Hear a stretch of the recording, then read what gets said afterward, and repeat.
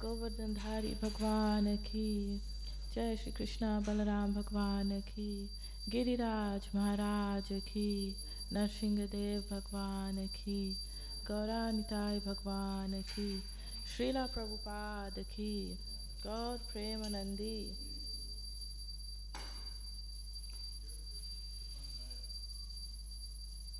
Sorry? It died?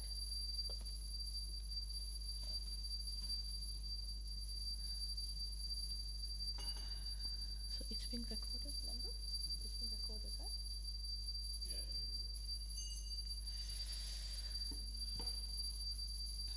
Okay. So today we'll be speaking from the Sri Caitanya Charitamrita, Adi Leela, chapter 16, verses 90 to 102. The verse we'll recite today is 102. So then we'll come back and read all the way from 90 up to 102 and then explain and discuss 102. So first of all, we'll recite verse 102. And before that, we'll say the invocation. Jaya Jaya Shri Chaitanya Jaya Nityananda Jaya Advaita Chandra Jaya Gaura Bhakta Vrinda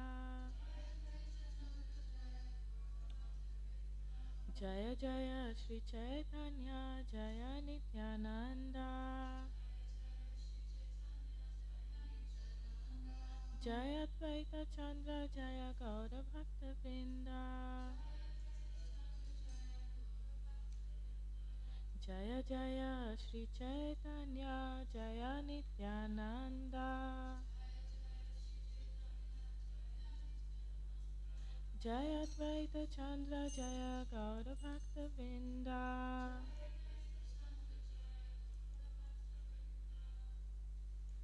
So please repeat after me. Dosha guna vichara e alpa karimani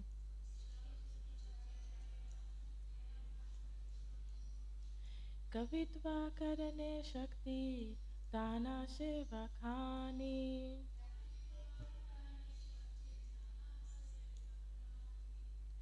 Dosha guna vichara e alpa karimani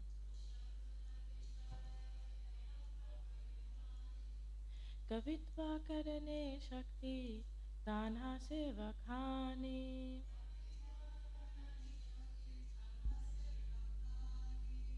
Prabhus?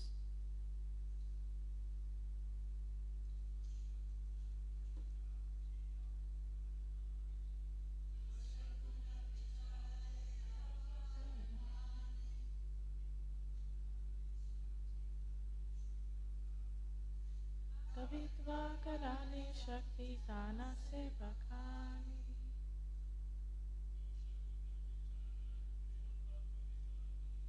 Dosha guna vichara e alpa karimani.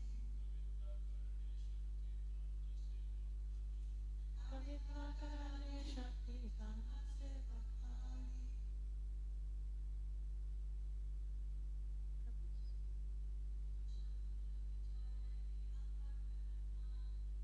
Dosha guna vichara alpa karimani. Kavitva karane shakti tanha sevakhani.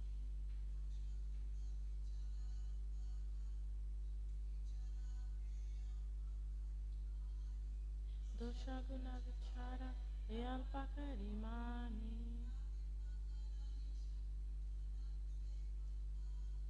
Kavitva karane shakti tanha sevakhani.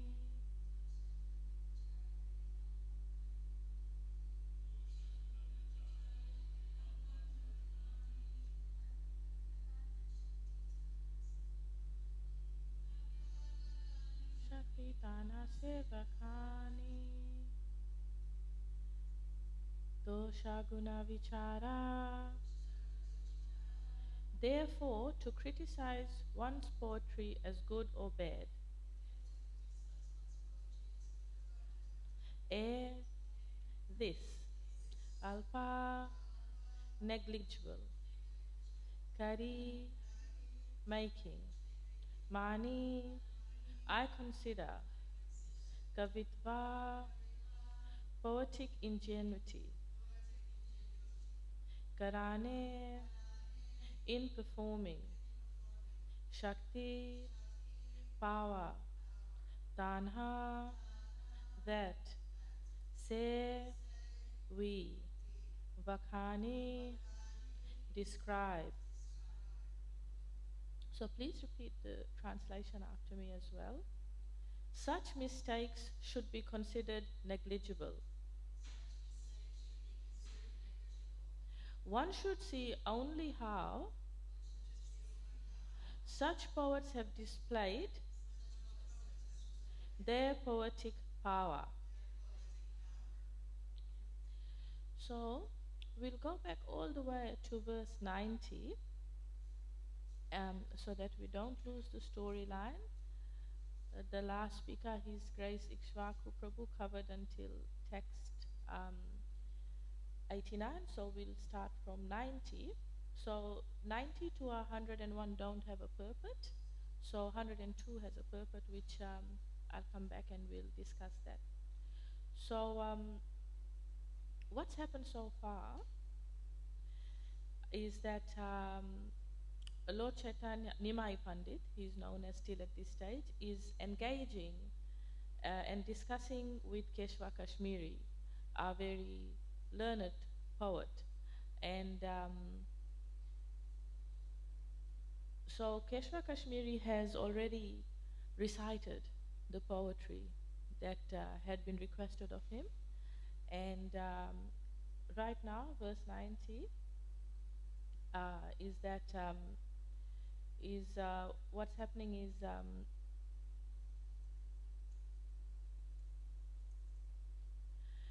that Lord Nimai Pandit, has told him that you've actually made some mistakes, and he's pointed out those mistakes.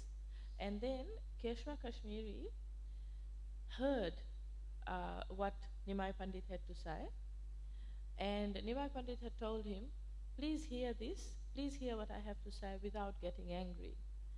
And so he heard all the mistakes that he had made, and then now we are at the point where this is what he is thinking after Nimai Pandit has said, well, these were the mistakes that you have made.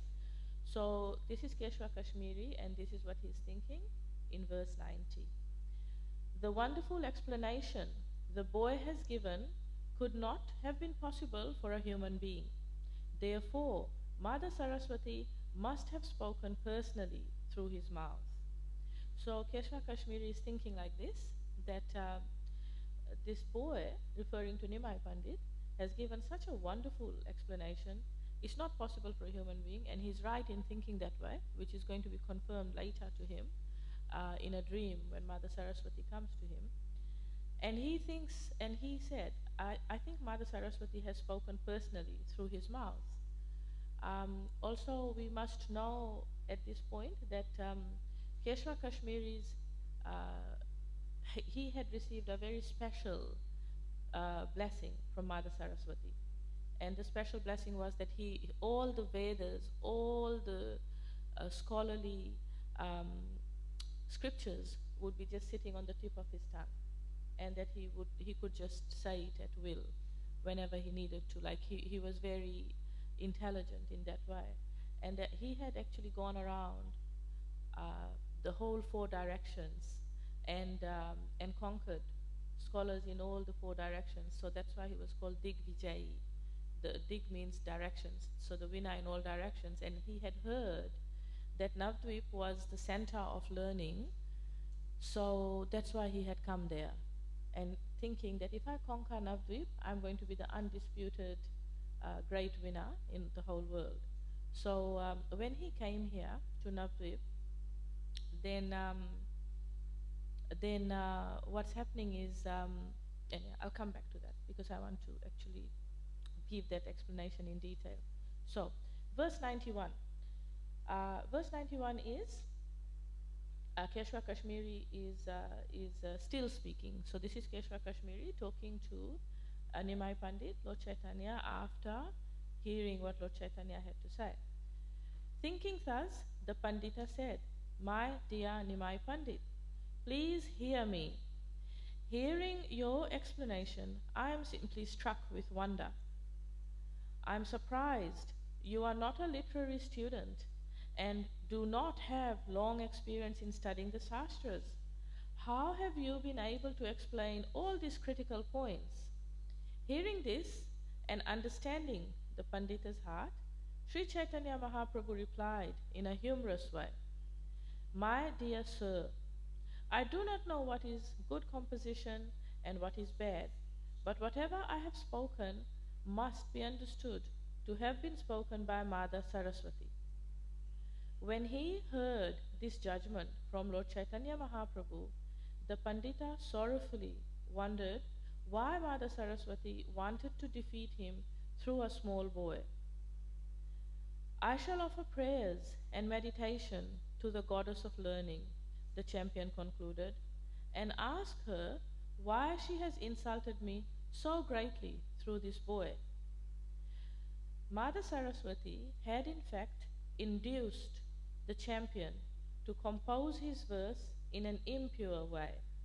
Furthermore, when it was discussed, she covered his intelligence, and thus the Lord's intelligence was triumphant. When the poetic champion was thus defeated, all the Lord's disciples sitting there began to laugh loudly. But Lord Chaitanya Mahaprabhu asked them not to do so, and he addressed the poet as follows: "You are the most learned scholar and the topmost of all great poets, for otherwise how could such fine poetry come from your mouth? Your poetic skill is like the constant flow of the waters of the Ganges. I find no one in the world who can compete with you. Even in the poetic compositions of such great poets as Bhavabhuti, Jayadev, and Kalidas, there are many examples of faults. Such mistakes should be considered negligible. One should see only how such poets have displayed their poetic power." So the last verse I read was verse 102, which is what we will be discussing today in detail. And so I'll read the purport and then we'll have a discussion. So we have all read and repeated the translation of verse 102 together. Okay. So the purport by Srila Prabhupada ki jai. In the Srimad Bhagavatam, Canto 1, Chapter 5, verse 11, it is said, "Tadvak visargo janataga viplavo yashmin pratishlokam abhadhavati api namani anantasya yasho kitaniyat shrinvanti gayanti grinanti sadhavaha." In explaining the glories of the Lord, inexperienced men may compose poetry with many faults, but because it contains glorification of the Lord, great personalities read it, hear it, and chant it. Despite its minute literary discrepancies, one must study poetry on the merit of its subject matter. According to Vaishnava philosophy, any literature that glorifies the Lord, whether properly written or not, is first class. There need be no other considerations. The poetic compositions of Bhavabhuti or Srikanta include Malati Madhava, Uttaracharita, Viracharita, and many similar Sanskrit dramas. This great poet was born during the time of Bhojaraja as the son of Nilakanta, a Brahmana. Kalidasa flourished during the time of Maharaj Vikramaditya and he became the state poet. He composed some 30 or 40 Sanskrit dramas, including Kumara Sambhava, Abhigna Shakuntala, and Meghaduta. His drama Raghuvamsa is especially famous. We have already described Jayadev in chapter 13 of the Adi Leela. Okay. So going back to the story before we unpack this purport is, and it has been covered so far as we have come so far. But I just wanted to go back and just sort of uncover a few finer details so we can get the nectar of the story a little bit more. So what is said is that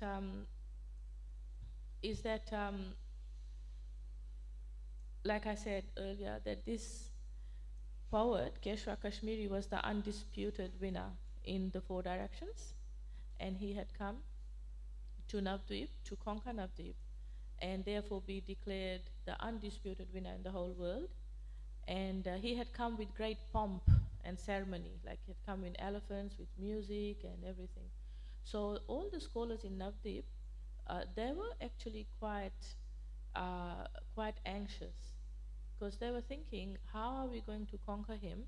And if we really need to conquer him, because otherwise we will lose our sort of reputation as being the most learned place, the seat of learning.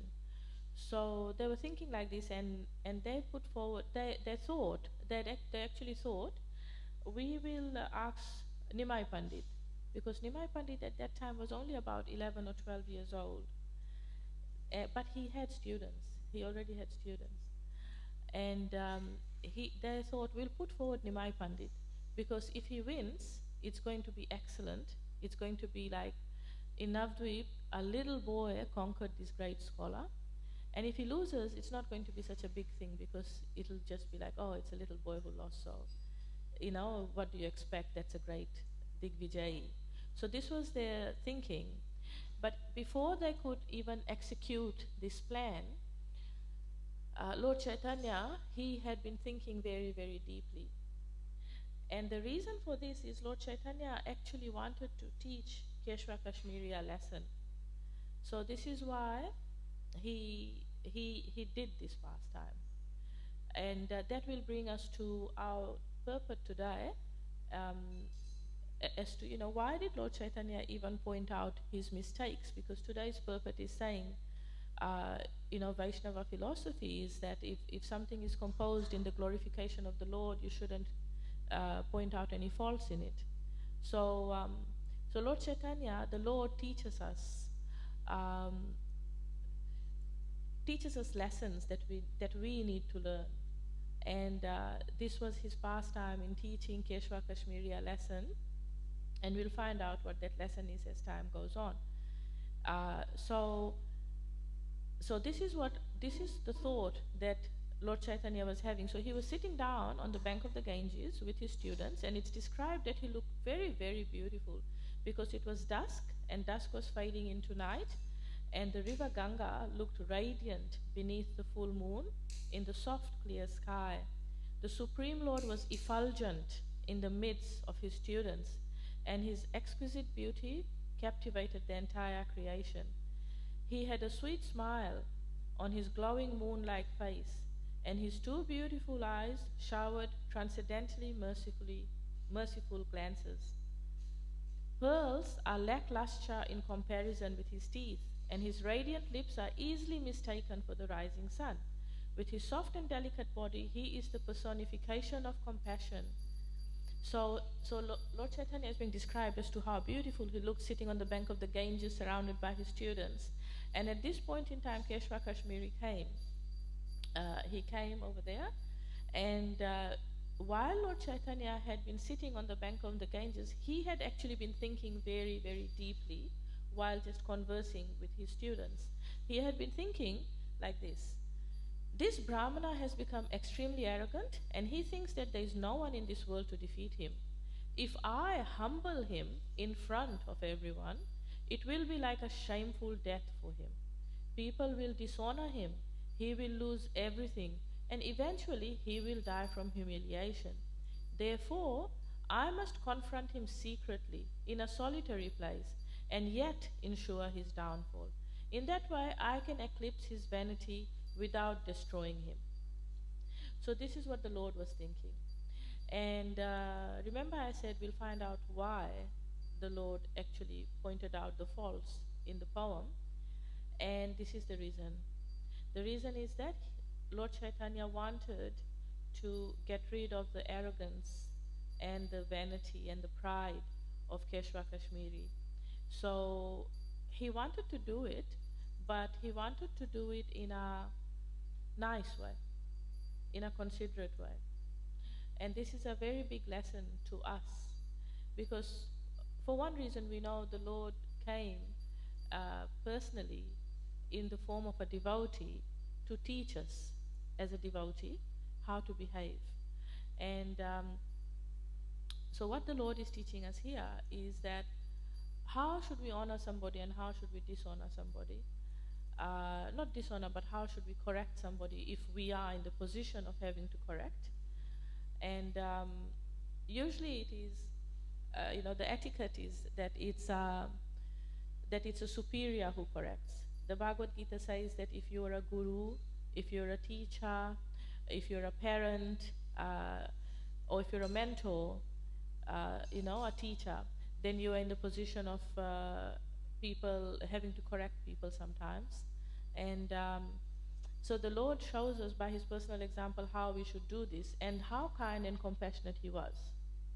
So it's by studying the lives of the great acharyas and the Lord, which we have available in these books, the Caitanya Caritamrita and the Chaitanya Bhagavat, which is what I'm reading from right now. So so the Lord is showing us how we need to correct somebody, and the general rule is it should be done in just with that one person, not with no audience.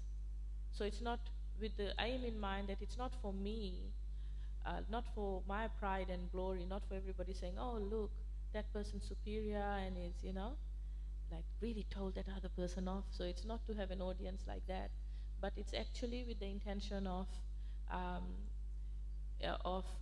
leading the other person higher by getting rid of their lower instincts like pride and vanity.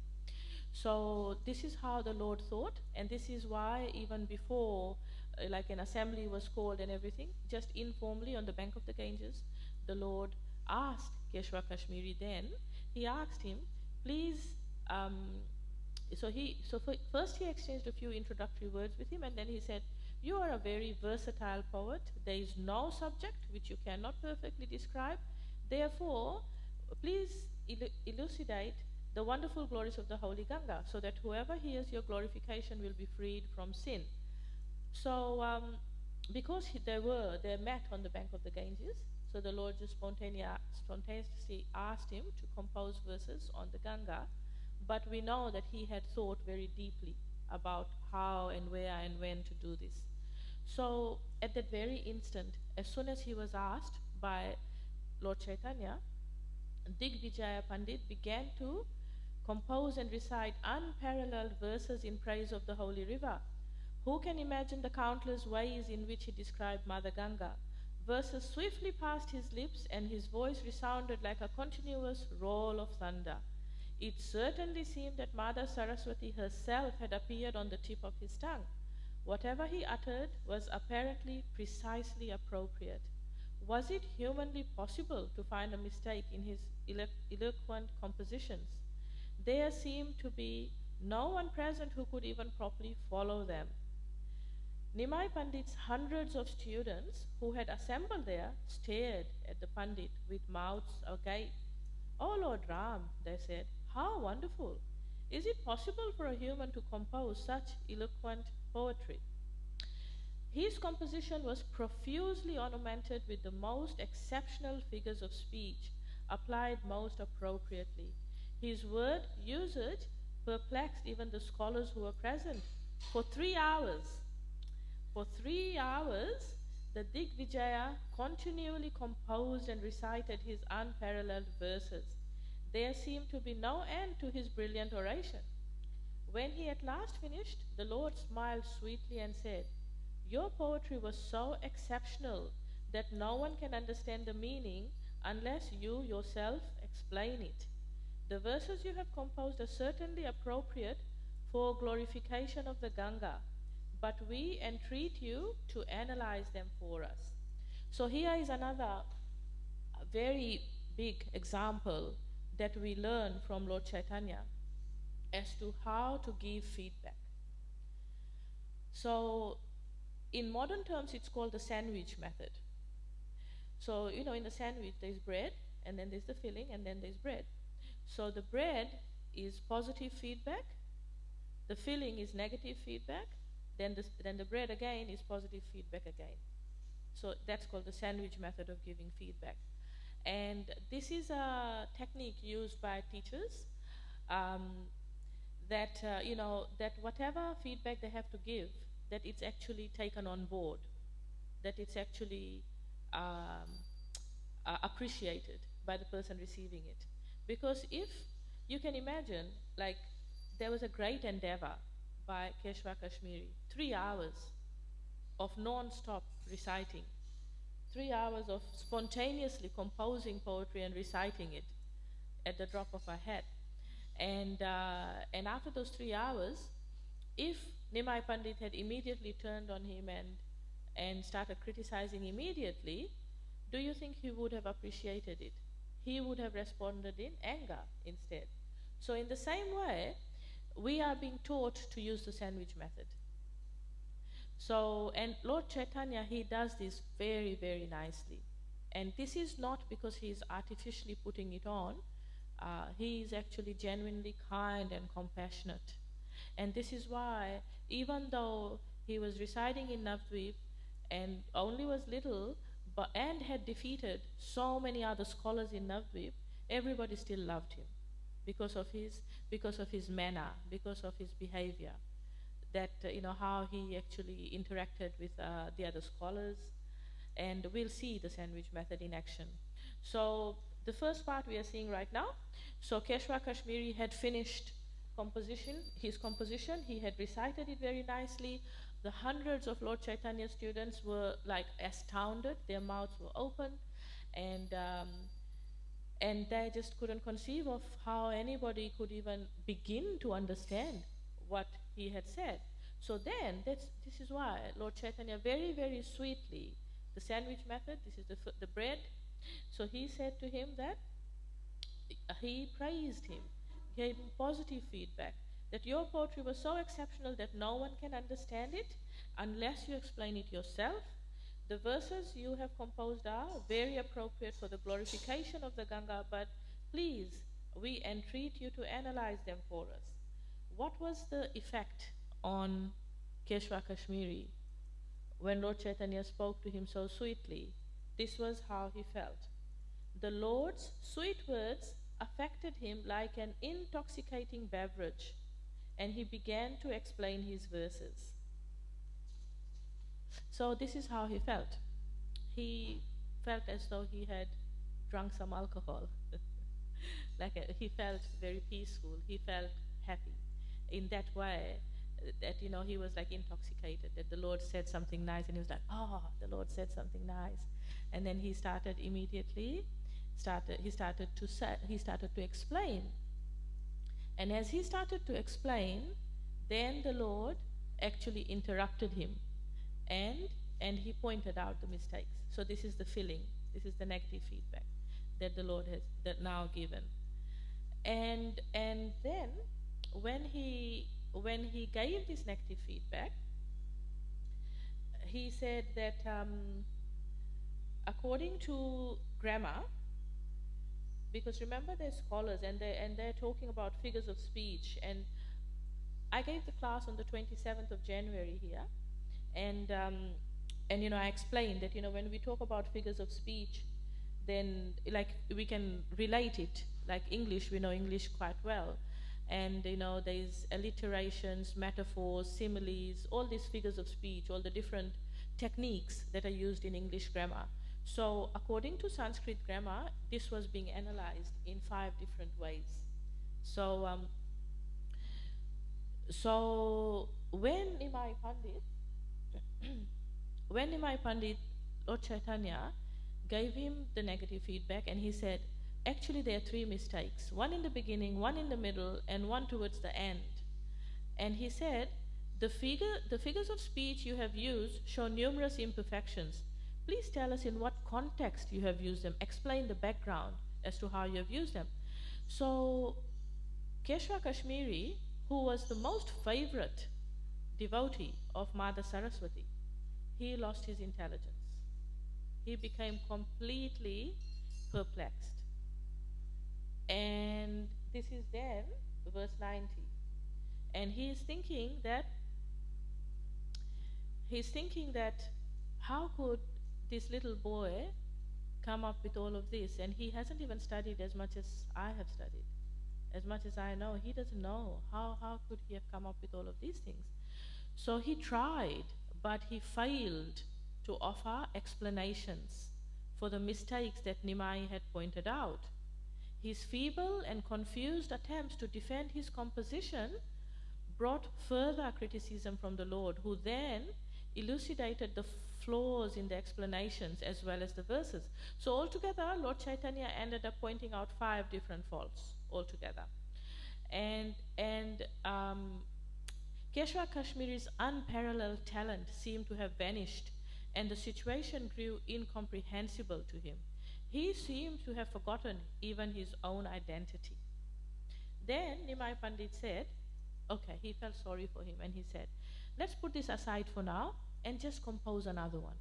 And then, however, the great world-conquering Pandit Keshwa Kashmiri was now unable to compose even a single verse. He sat before the Lord in a state of total bewilderment. So this is explained here as, even Lord Brahma, even Anantasesh, even Lord Shiva, they are great, great, great personalities. And they can actually create universes by their mere glances. Even such great personalities have also been deluded by the Lord's presence, by Krishna's presence. And we know Lord Chaitanya is Krishna himself. So therefore, the bewilderment of Keshwa Kashmiri in front of Nimai is not surprising, because even Mother Lakshmi, Mother Saraswati and Maya, the Lord's internal potencies, become themselves deluded before the Supreme Lord, and therefore remain forever in an inferior position. Even the reciter of the Vedas, Lord Sesha, the compiler of the Vedas, Sri Vyasadeva, even they are bewildered by the presence of the Lord. What to speak of a mere Digvijay Pandit? So this is how it's explained, that this is why the poet lost all his, he became so extremely bewildered. And what happened is that, and so this is what he's thinking now. He's thinking that this explanation could not have been possible for a human being, and Mother Saraswati must have spoken personally through his mouth. And so he's thinking this internally, and he's saying to Lord Chaitanya, I am struck with wonder. After you've explained all of this, I'm surprised. You're not a student you're not a literary student, and you don't have long experience studying. How have you been able to explain this? So Lord Chaitanya, he understood. He could obviously understand what was in the heart of Keshwa Kashmiri, and he said in a funny way, he said, I don't know what's good or what's bad, but I know that what I have spoken must have come through Mother Saraswati. So inside Digvijay's heart, it was like, oh, Mother Saraswati is my personal favorite. She's my special goddess. So, so Lord Chaitanya saying that Mother Saraswati, it really hit home for him, basically. So he wondered very sorrowfully why Mother Saraswati wanted to defeat him through a little boy. And he thought, tonight I'm going to offer prayers and meditation to the goddess of learning to ask her why she has insulted me so greatly. Now, another lesson we can learn here is that Digvijay did not get angry on Mother Saraswati. When we want to do something and we have really prepared ourselves to do something and sought the Lord's blessings to do that, but we get the opposite thing happen, then quite often we get angry. very upset, very angry. And that shows our attachment, and that shows that we are of the understanding that I am the doer still. Whereas if we leave, so in the Bhagavad Gita it says, do your best and leave the result to the Lord. That you're supposed to do your duty, but not be attached to the results of it. That you're doing this in this way for the Lord's pleasure. So we learned this lesson, that he was actually a really nice devotee. And he is teaching us that even though he lost and was humiliated in front of so many students of Lord Chaitanya, he did not, he felt sorry inside, and he began to self-reflect. And this is what we fail to do quite often. We fail to self-reflect. Instead, we put all the blame on other people. So, this is important. This is a great learning point for us. So, and he said, I'm going to offer her prayers and see why. He didn't get angry on Mother Saraswati.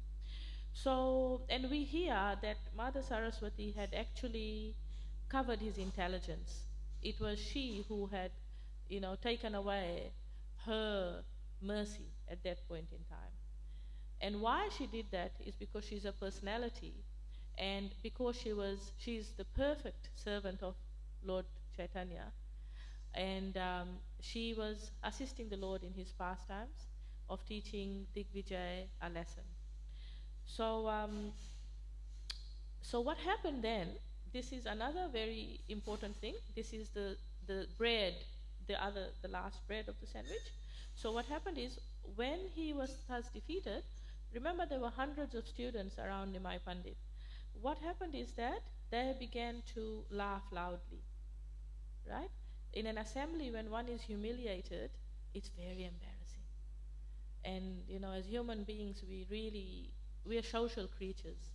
So what others think of us really matters, really, really matters. Even though, we see T-shirts saying anti-social, people wearing T-shirts like that, but we actually all are social creatures, and we crave human contact, and, there's all sorts of things that happen which are not healthy if we don't have the right amount of human contact.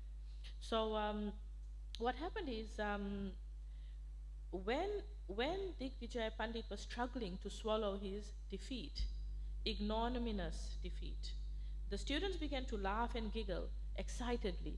The Lord immediately stopped them and spoke soft, soothing words to the Pandit. So this is the positive feedback. This is the other bread of the sandwich holding it together. So he's saying very softly and soothingly, he said, today let us stop here. Please return to your home, and tomorrow we can continue our discussion. You must be tired after composing such a lengthy recitation. Also, it is very late now. Soon it will be time to sleep. The Lord's behavior was so gentle and compassionate that even a defeated person did not suffer in humiliation. Although the Lord was always victorious in his debates, nevertheless, he always spoke words of concern for the scholars and teachers of Navadvip. And again he said to Digvijay Pandit, please go home now and study your books. Tomorrow I will ask you questions and you must try to answer them. The Lord was so merciful that despite his victory, he did not dishonor the great scholar. Hence, everyone felt pleased. The scholars and teachers of Navadvip were very affectionate towards the Lord because of this sweet disposition. So, so we see that how kind and how compassionate Lord Chaitanya is. He stopped his students from embarrassing Keshava Kashmiri and laughing. And he spoke very sweetly, which is, again I'm saying, this is the positive feedback. So remember what I said, there's the positive feedback, the negative feedback, and then the positive feedback again. And this is a technique that's used to ensure that the feedback is appreciated by the listener. Because also going back to the Bhagavad Gita, what the Bhagavad Gita says is Satya Priya Hitam. Now, that the austerity of speech, that when one is speaking and only speak if it is Satya, the truth, Priya, beneficial and pleasing, Priya is pleasing, and Hitam, beneficial. So only speak if these three filters if your words that you're going to say is actually past these three tests. Is it so? Before you say something, we are told that you ask yourself, is it pleasing? Is it going to be pleasing? Is it going to be beneficial to the person? And is it the truth? And if it doesn't meet one of these criteria, then we are advised not to say it. So this is what Lord Chaitanya was doing. He was ensuring that it was the truth, and that he spoke it in a pleasing way, and also that it was actually for the benefit of Keshwa Kashmiri. So we can see all of this and how perfect Lord Chaitanya is in his behavior, and that these are the examples that we must learn. So then we come to today's verse that we recited, and what I wanted to say is that the Srimad Bhagavatam, discussing from the purport today of verse 102, that and the purport says that in the Srimad Bhagavatam 1.5.11, it is said that in explaining the glories of the Lord, inexperienced men may compose poetry with many faults, but that according to Vaishnava philosophy, any literature that glorifies the Lord is first class, whether it is properly written or not. And there need not be any other consideration. So the question we might ask ourselves is then, why did Lord Chaitanya point out the mistakes? Because the Digvijay had composed these verses praising Mother Ganges, and he had done a really wonderful job. Why didn't Lord Chaitanya just disregard the faults? And why did he point out these mistakes? Would anybody like to say? Sorry?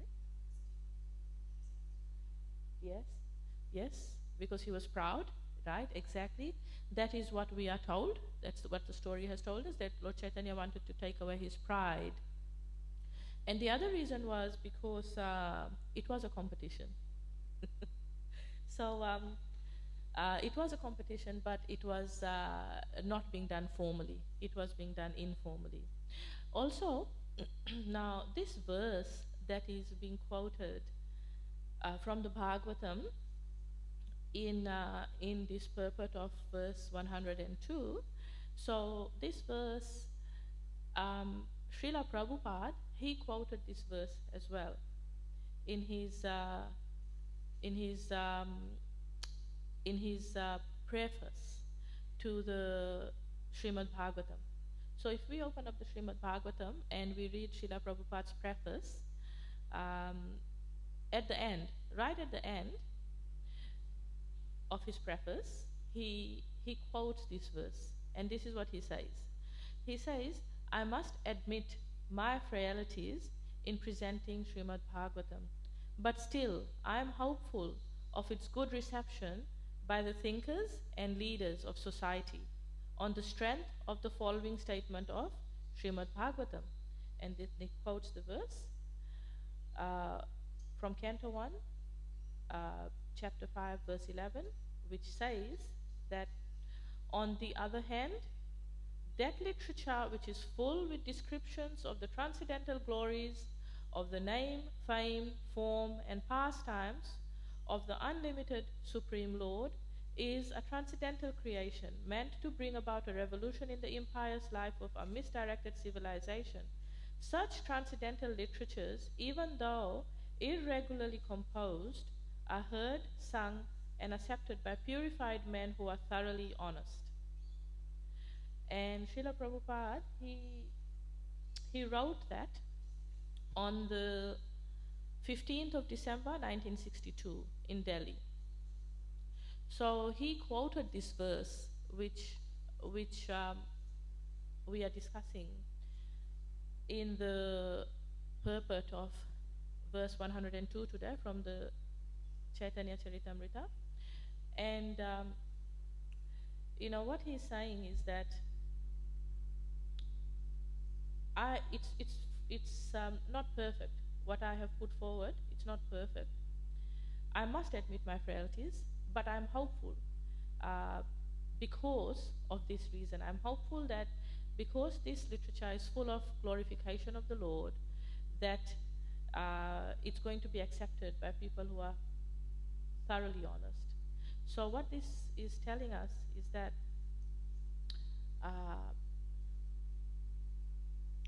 that we must, when we are, like the lesson we are being taught here, is that when we are hearing something from the Vedic scriptures, that instead of listening to find fault and criticize, we must listen to understand. And we must listen to favorable. It's described that, favorable hearing is recommended. And that the scriptures get revealed, internally revealed, to one who has the right mood. And the mood needs to be a favorable mood rather than a challenging mood.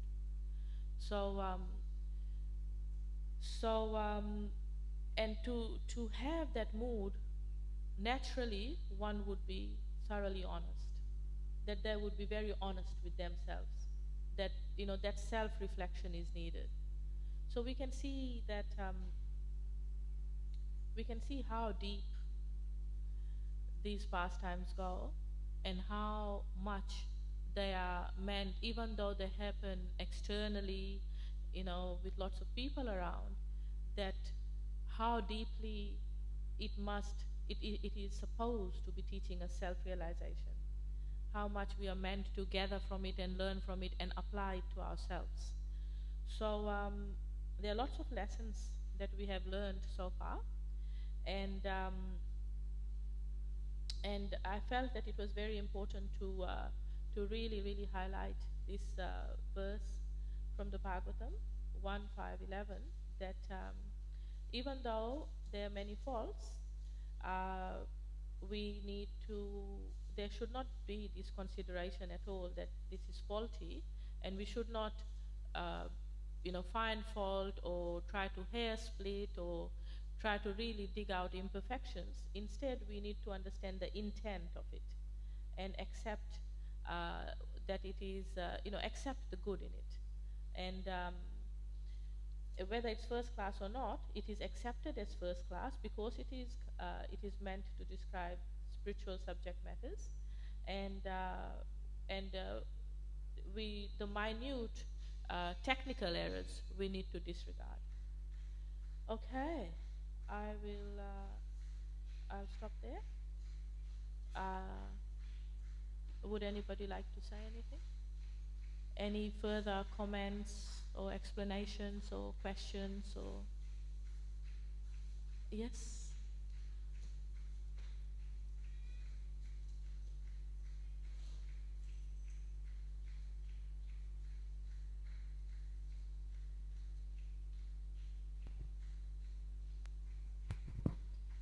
I know for myself, although I haven't been to the Srimad Bhagavatam class in New Govardhana for some time, but I do listen to them in the back stalls.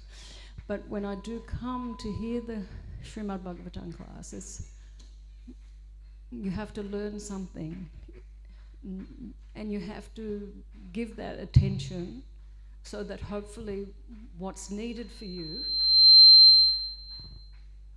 comes out and you get to hear it. Thank you so much. Thank you so much for that comment. That brings out a very important point, actually, that it's medicine, and even if we don't know how exactly it's going to act, it will act. And that the words, the Bhagavatam is spiritual. Prabhupada says that even one word of the Bhagavatam, it has the power to purify one immediately. And in the early days it said that, Prabhupada's disciples, they couldn't understand. They had trouble understanding Prabhupada's accent. They had trouble understanding the high spiritual matter, subject matters. But just by sitting and hearing, the purification came. That's why it said, in even chanting the Maha Mantra, it is said, we don't even need to understand what it's saying, what the language of it is. Just say it and it will purify. Thank you very much for that wonderful point. Thank you very much for being here, everybody. Srila Prabhupada ki jai, Caitanya Charitamrita ki jai, Krishna Das Kaviraj Goswami Maharaj ki jai. Hari Hari.